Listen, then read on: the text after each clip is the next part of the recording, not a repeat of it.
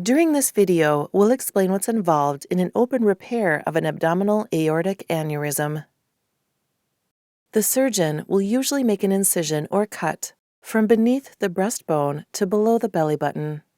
The length and location of this will vary depending on your personal circumstances. Abdominal organs are moved aside and the aneurysm is located at the back of the abdomen.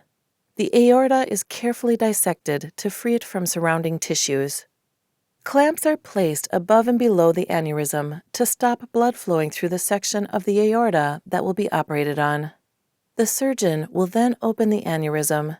An artificial graft will be sized up for your personal requirements. The size and shape may vary from the one shown here, depending on if the blood vessels to the legs, kidneys, or intestines are affected by the aneurysm. The correct sized and shaped graft will then be sewed into the aorta at each end to form a watertight seal.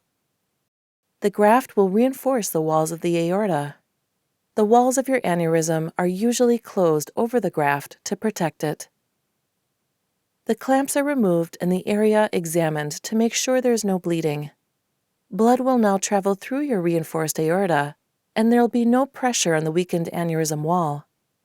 The abdominal muscles and skin will be closed with skin staples or sutures. The contents of this video are a general depiction of this procedure and the risks involved. It's not necessarily accurate for your personal situation. Information specific to your individual circumstances is listed in the written consent information sent to you by your healthcare team.